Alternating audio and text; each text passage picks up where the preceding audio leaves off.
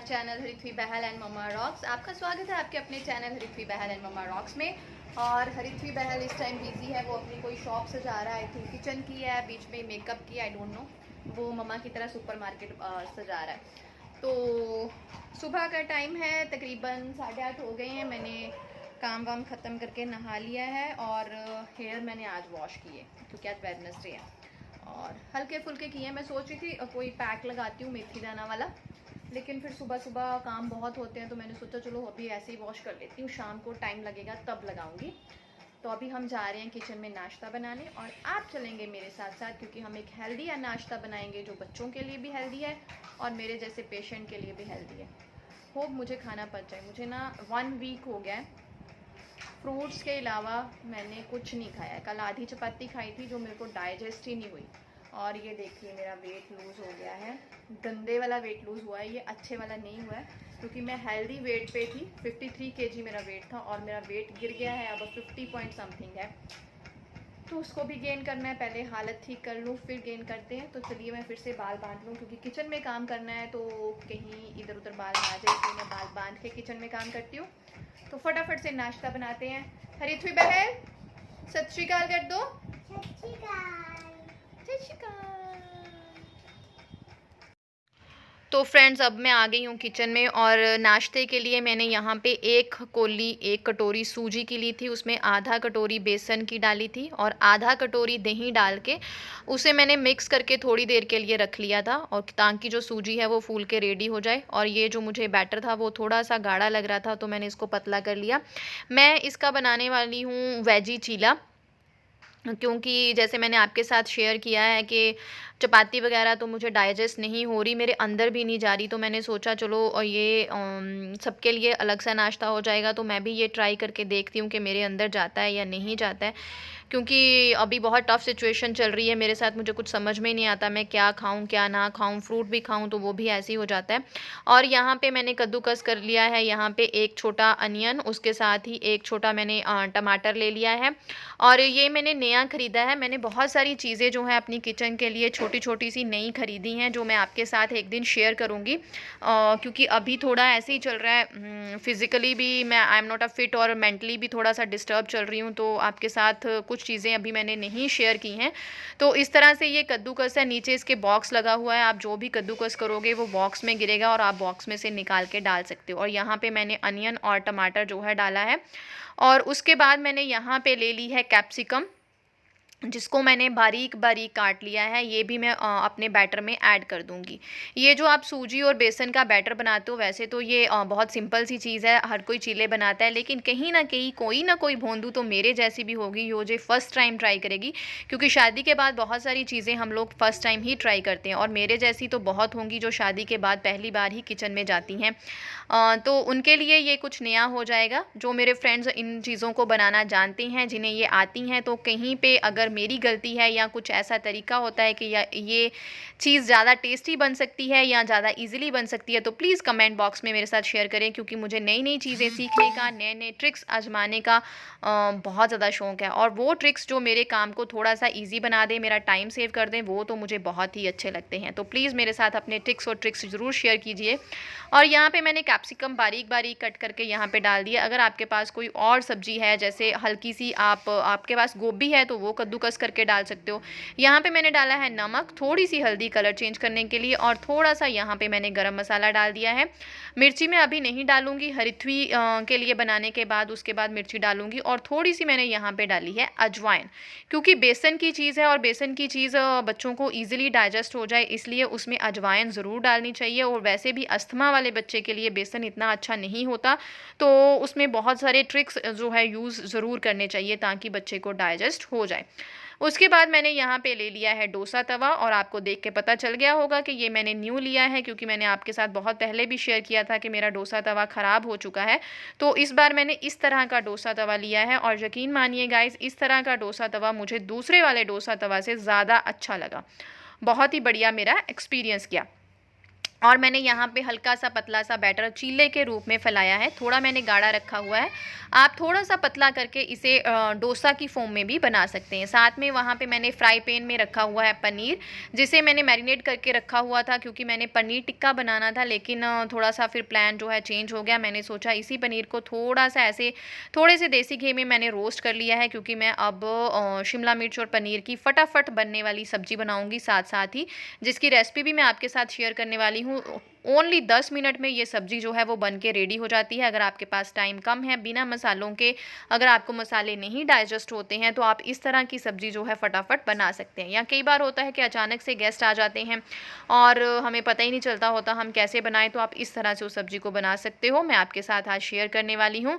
तो दोस्तों ब्लॉग को एंड तक ज़रूर देखिएगा और प्लीज़ स्किप कर करके ना देखिएगा, क्योंकि वो मेरे फ्रेंड जो मेरे साथ यूट्यूबर फ्रेंड्स जुड़े हुए हैं, मैं तो हमेशा इस तरह से ईमानदारी से ही पूरा वीडियो जो है वो देखती हूँ। बाकी तो चलो ईमानदारी अपनी अपनी होती है, किसने रखी है या किसने नहीं रखनी है। और यहाँ पे एक साइड से चीला जो है बिल्कुल कलर उसका चेंज हो गया था, बुलबुले आ गए थे, तो हमने इसको जो है वो पलट देना है।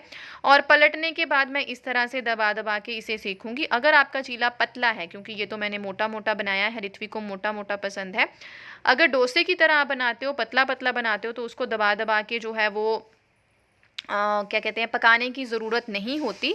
पतले वाला तो वैसे भी हो जाता है, लेकिन ऋत्वी का मामला है, बच्चों के मामले में बहुत सारी चीज़ें हमें ध्यान में रखनी होती हैं, कहीं कच्चा ना रह जाए, तो इसलिए मैं उसे जो है वो दबा दबा के पकाती हूँ। होता है ना मम्मियाँ, अब हम मम्मी बन चुके हैं, जब हम मम्मी बन जाते हैं तो बहुत सारी चीज़ों का एक्सपीरियंस हमें हो जाता है, तो बहुत सारी चीज़ें हम नई भी सीखते हैं और सीखते भी रहते हैं, लेकिन अंदर हमारे जो होता है ना, वो हमेशा एक डर बना रहता है। मेरे अंदर तो होता है कि अगर मैं कोई भी चीज़ बनाती हूँ कि हाय ये कच्ची ना रह जाए या ये ऐसा ना हो, ऋत्वी को अच्छे से डाइजेस्ट हो जाए, तो मैं थोड़ा चीले वगैरह बनाती हूँ, डोसा भी बनाती हूँ ना, तो उसे पलट पलट के दबा दबा के ज़रूर सेकती हूँ कि वो अंदर से पक जाए। बाकी तो चलो आपकी वो कहते हैं ना मास्टर शेफ़ वाला आप में हुनर होना चाहिए, कईयों में तो बहुत ज़्यादा होता है। और यहाँ पे ऋत्वी लेके आ गया है अपनी ट्रॉली। मैं इसकी वीडियो नहीं शूट कर पाई, नहीं तो आपको बताती, आप बहुत हंसते। इसने पीछे इसकी ये बचपन की साइकिल है जो 1 साल की तब ऋत्वी चलाती थी, इसके पीछे इसने रैक बांधा हुआ है अनियन वाला, जिसमें हम अनियन और टमाटो रखते थे। डोसा रेडी हो गया है मेरा। और यहाँ पे मैंने दोपहर के लिए सब्जी जो है जड़ी पंजाबी एसेंस तो हम पंजाबियों का आ ही जाता है। तो यहाँ पे ऋत्वी एंड ऋत्वी के पापा में कुछ कन्वर्सेशन चल रही थी, शायद मेरे साथ ही चल रही थी, इतना मुझे अभी याद नहीं है। तो यहाँ पे मैंने सब्जी जो है वो रख दी है, थोड़े मोटे मोटे मैंने प्याज काटे हैं, थोड़ा सा सरसों का तेल लेके उसमें मैंने हींग डाली थी, ज़ीरा डाला था, उसके बाद अनियन को थोड़ा सा लाइट ब्राउन होने तक हम पकाएंगे। और जिस फ्राई पैन में मैंने पनीर को रोस्ट किया था, उसी फ्राई पैन में मैंने शिमला मिर्च थोड़ी सी मोटी मोटी काट के उनको भी रोस्ट कर लिया था। और यकीन मानिए उसके लिए सिर्फ 1 चम्मच घी से भी कम घी लगा था। और उन दोनों चीज़ों का मैं आपके साथ शेयर करूंगी, मैंने कौन सी कंपनी के लिए हैं। डोसा तवा और फ्राई पैन नॉन स्टिकी हैं, लेकिन पहले भी मेरे पास नॉन स्टिकी थे, लेकिन उनका एक्सपीरियंस इतना ज़्यादा बढ़िया नहीं रहा था जितना बढ़िया इनका रहा है। अनियन के बाद मैंने यहाँ पे डाल दिया है अब टमाटो, और हम थोड़ा सा इसका गलने का वेट करेंगे। उसके लिए मैं यहाँ पे डाल दूँगी थोड़ा सा नमक, और थोड़ा सा नमक डालने के बाद हम इसको जो है अच्छे से मिक्स करेंगे, ताकि जो नमक है वो अच्छे से आपस में जो है वो मिक्स हो जाए। और हम इन चीज़ों को थोड़ा सा ढककर जो है पकाएंगे, ताकि टमाटर जो है वो गल जाए। थोड़ा सा टमाटर जब हमारा बैठ जाता है तो हम बाकी मसाले यहाँ पे डालेंगे। मैंने तो सिंपल ही मसाले डाले हैं, नमक और हल्दी, क्योंकि ऋत्वी भी इसमें से खाएगी। तो अगर आपके घर में बच्चा नहीं है, आपको स्पाइसी चाहिए, तो आप यहाँ पे देगी मिर्च डाल सकते हो, उससे बहुत अच्छा कलर आएगा। हरी मिर्च डाल सकते हो आप। अलग अलग तरह की सॉसेस जो होती हैं, चिल्ली सॉस होती है, ग्रीन सॉस होती है, सोया सॉस होती है, विनेगर होता है, वो भी डाल सकते हो। क्योंकि ये सब्जी जो है वो ऋत्वी भी खाएगी, इसलिए मैंने इसमें ऐसा कुछ नहीं डाला है। मैं बस इसे सिंपल वे में बनाने वाली हूँ, जो बहुत जल्दी जो है पक के वो रेडी हो जाए। तो अगर आपके घर में फटाफट से मेहमान आ जाते हैं, तो आप ये फटाफट से सब्ज़ी बना सकते हो, सिर्फ 10 मिनट में ये रेडी हो जाती है। थोड़ी देर के बाद जब मुझे लगा है कि ये सारी चीज़ें आपस में मिक्स हो गई हैं, तो मैंने थोड़ा सा यहाँ पे टमाटो सॉस डाला है। एक चीज़ मुझसे स्किप हो गई, यहाँ पे मैंने अदरक और लहसुन का हल्का सा दरदरा सा पेस्ट भी डाला था, वो चीज़ मुझसे स्किप हो गई, इसलिए मैंने यहाँ पे सॉस डाली है, ताकि बाकी जो मसाले हैं या अदरक लहसुन का जो थोड़ा सा तीखापन होता है, सॉस जो है उसको बैलेंस कर देगी। इससे क्या होगा, हमारा बच्चा भी अच्छी तरह से जो है वो खाना खा लेता है। और मुझे तो होता ही ये है कि जो भी मैं घर में बनाऊँ उसको हरिथवी अच्छी तरह से खा ले, और शुरू से मुझे उसके खाने पीने को लेके कभी कोई दिक्कत नहीं आई, क्योंकि जब भी मैं हरिथवी के अस्थमा को लेके मुझे ज़रूर दिक्कत थी। जब ये तड़का हो गया, हमने इसमें शिमला मिर्च डाल दी है और हम इसे थोड़ी देर के लिए ढक के पकाएंगे, क्योंकि शिमला मिर्च भी मैंने रोस्ट की हुई थी, तो इतना ज़्यादा कुछ टाइम नहीं लगेगा। जब मैं आपके साथ शेयर कर रही थी, जब भी मैं डॉक्टर विज़िट जाती थी, क्योंकि हरिथवी को अस्थमा था तो बहुत फ्रीक्वेंटली हमें जल्दी-जल्दी जाना पड़ता था, तो वहाँ पे 10 में से 8 मदर्स ऐसी ही अपने बच्चों को लेके आती थी, जिनकी एक ऐसी ही दिक्कत होती ही थी कि हमारा बच्चा खाना नहीं खाता। और उन्हें देख के शुरू-शुरू में तो मुझे बहुत डर लगता था कि हाय राम, मेरा बच्चा खाएगा कि नहीं खाएगा। लेकिन जब हरिथवी खाने-पीने लग गया तो मुझे थोड़ा-सा मेरे मन में क्वेश्चन जागते थे वो, कि ये कैसे होता है कि बच्चा खाना ना खाए? अगर बच्चे को भूख लगी है तो वो खाना खाएगा ही। ये मेरे मन में ना कसक सी होती है जब मैं हरिथवी को लेके डॉक्टर के पास जाती हूँ। जब मेरी सब्जी हो गई है, शिमला मिर्च अच्छे से पक गई, मैंने इसमें रोस्टेड पनीर डाल दिया, उसके बाद थोड़े से डाले हैं किशमिश के दाने, क्योंकि हरिथवी को इस सब्जी में किशमिश के दाने बहुत पसंद है। आप यहाँ पे बाकी ड्राई फ्रूट्स भी डाल सकते हो, काजू डाल सकते हो, छोटे छोटे बादाम कट के डाल सकते हो, वो आपकी मर्ज़ी है। और ये टाइम है तकरीबन शाम का 5:30 का होगा। पूरा दिन मैंने कुछ नहीं किया था। लंच तो मेरा सुबह ही सब्ज़ी बन गई थी 10 बजे, उसके बाद मैं बस लेट गई। उसके बाद मैंने थोड़ा सा उठ के 4-5 जो चपातियाँ जितनी भी बननी होती हैं वो बनाई। फिर से मैं खूब सोई। मुझे लग रहा है कि मुझे डॉक्टर ने शायद सोने की मेडिसिन दी हुई है, रेस्ट की दी हुई है, क्योंकि उसे पता है, वो मेरा पुराना डॉक्टर है बेचारा, वो हमेशा यही मेरे सामने रोता रहता है कि आप रेस्ट करो, आप रेस्ट नहीं करोगे तो ठीक नहीं होगे। लेकिन डॉक्टर को कौन समझाए कि जो काम औरतों के करने के होते हैं वो हमें ही करने होते हैं। हम लोग रेस्ट कैसे कर सकते हैं? हम रेस्ट पे आ गई, हाउसवाइफ्स रेस्ट पे आ गई, तो घर का जो हाल होता है ना, 2-3 दिन बाद अपनी ही रेस्ट खुद को ही हम कोसते हैं कि हाय राम, मैंने रेस्ट क्यों की। मेरे साथ तो ऐसा ही होता है। तो आपके साथ कैसा होता है मेरे साथ ज़रूर शेयर कीजिएगा, कि जब आप रेस्ट करती हैं तो रेस्ट करने के बाद आपको क्या क्या प्रॉब्लम्स फेस करने को मिलती हैं, मेरे साथ ज़रूर शेयर कीजिएगा। मुझे तो सबसे बड़ी प्रॉब्लम यही होती है कि हरिथवी का सबसे पहला बहुत ज़्यादा टॉयज़ का मैसअप होता है। दूसरा, उसका रूम बहुत ज़्यादा गंदा हो जाता है, उसे क्लीन करना होता है। किचन का तो सत्यानाश ही हुआ होता है। सबका मतलब ना बैंड हमारा ही बजता है।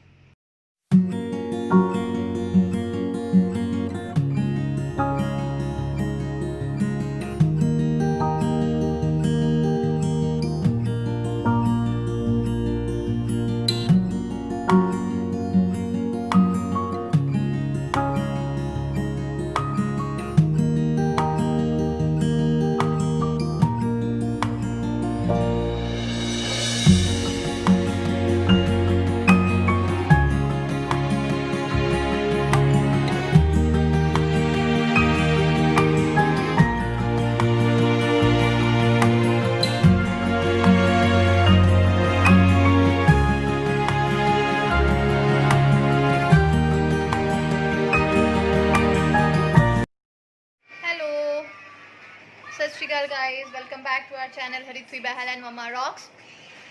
किवें हो तुसी सारे? कमेंट करके ज़रूर दस्यो।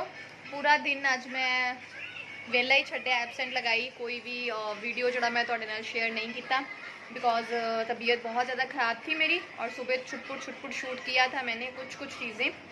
लेकिन दोपहर को लंच फटाफट तो नहीं बोलूँगी, एक ही सब्ज़ी बनाई थी, लेकिन इतनी मर के बनाई ना, बहुत मुश्किल से बनाई। और आज मैंने पूरी ली छुट्टी, मैं सो गई 1-2 घंटे। शायद मुझे डॉक्टर ने जो मेडिसिन दी है उसमें नींद की मेडिसिन भी है, जैसे मैं खाती हूँ मेरे को नींद आ जाती है। और अभी शाम को मैं थोड़ा सा चार्ज तो नहीं फील कर रही हूँ, लेकिन थोड़ा सा चार्ज खुद को करना पड़ा, क्योंकि बहुत सारे काम होते हैं जो लेडीज़ को ही करने होते हैं। तो 8:30 हो गई हैं, हमारा डिनर हो गया है, किचन का काम ऑलमोस्ट ख़त्म हो गया है, 10% रहता है, और कपड़े वपड़े मेरे हो गए हैं। तो थोड़ा सा जो मेरा टाइम, कपड़े धो लिए हैं, और देखो पीछे मैंने बेड पे सूखने भी डाले हुए हैं। जैसे टावल वगैरह होता है ना, तो मैं अंदर सुखा लेती हूँ, क्योंकि आजकल स्मेल आनी शुरू हो जाती है।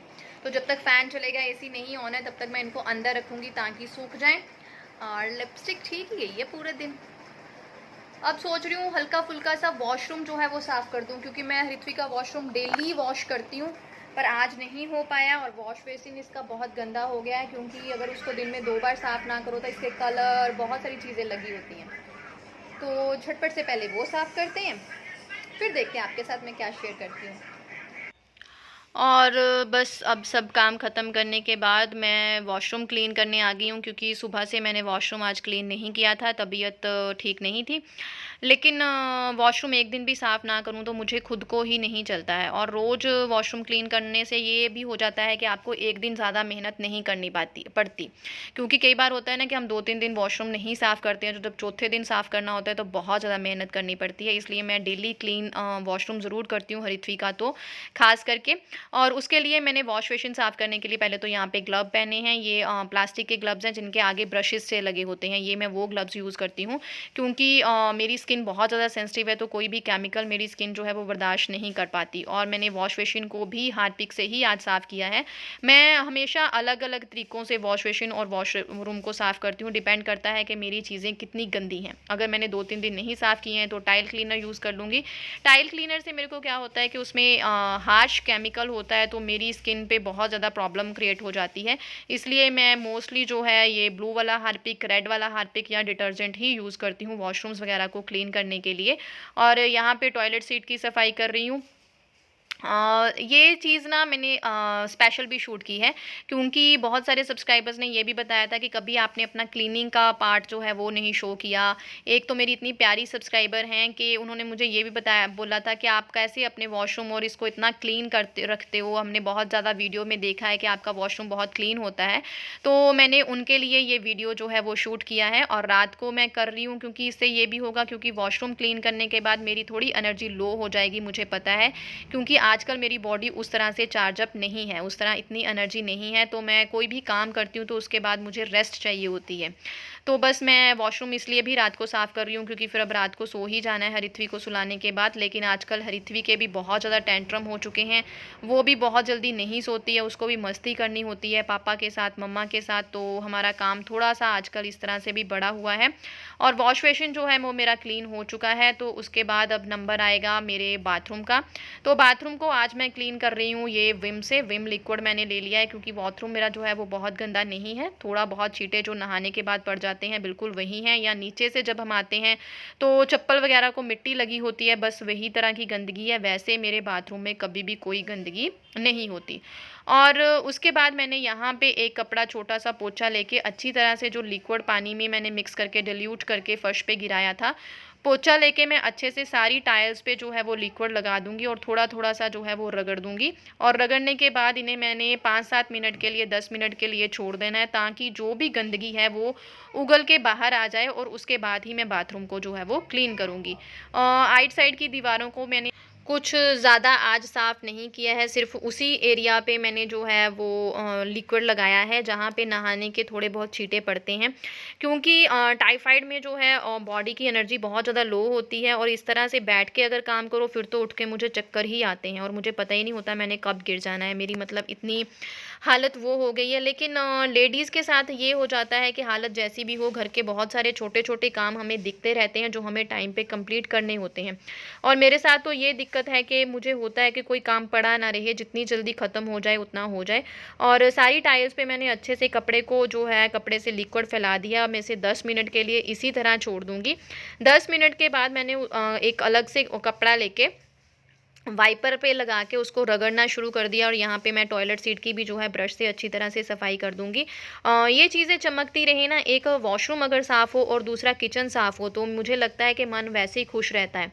लेकिन अगर वॉशरूम में जाते ही गंदगी दिख जाए या किचन में जाते ही गंदगी दिख जाए तो मेरी आधी एनर्जी तो वैसे ही लो हो जाती है और काम नहीं हो पाता। आजकल तो वैसे ही पता नहीं क्या हालात मेरे चल रहे हैं, मेरा बहुत बुरा टाइम चल रहा है। कभी कभी तो मैं ये सोचती हूँ कि मेरा थोड़ा माइंड सेटअप ऐसा है कि मैं सोचती हूँ यार मैंने पता नहीं कौन सा ऐसा बुरा कर्म कर लिया है कि ये बीमारी मेरे पल्ले पड़ गई है। लोगों की बीमारियां हट जाती हैं लेकिन मेरी नहीं हट रही। इतना ज़्यादा परहेज करने के बावजूद खाना कोई मैं ऐसा कुछ नहीं खाती, दलिया खिचड़ी पे टिकी हुई हूँ, चपाती नहीं खाती, पर फिर भी मेरे साथ पता नहीं ये जो चीज़ें हैं वो कौन सी हो रही हैं और कैसी हो रही हैं। चलो कोई बात नहीं, जो भी भगवान कहते हैं ना कर्मों में लिखता है वो हमें ही कट करने होते हैं। कर्मों का फल हमें साथ साथ ही मिलता है, और होगा कोई मैंने ऐसा बुरा काम किया हुआ जिसका मुझे ये फल मिल रहा है, तो कोई बात नहीं, अच्छे दिन नहीं रहे तो बुरे दिन भी नहीं रहेंगे, ये सोच के मैं बस लगी रहती हूँ। और मैंने अब वाइपर से सारी चीज़ों को जो है इकट्ठा करना शुरू कर दिया है। अगर आपके पास कोई और तरीका है जो वॉशरूम क्लीन करने का आपको लगता है कि बहुत ईजी तरीका है, तो प्लीज़ मेरे साथ ज़रूर शेयर कीजिएगा, क्योंकि जैसे मैंने आपको बताया मुझे नए नए ट्रिक्स, नए नए टिप्स यूज़ करने में बहुत मज़ा आता है। और वो टिक्स और ट्रिप्स जो आपके टाइम को सेव करते हैं और सफाई अच्छे से हो जाती है, वो तो मुझे बहुत ही अच्छे लगते हैं।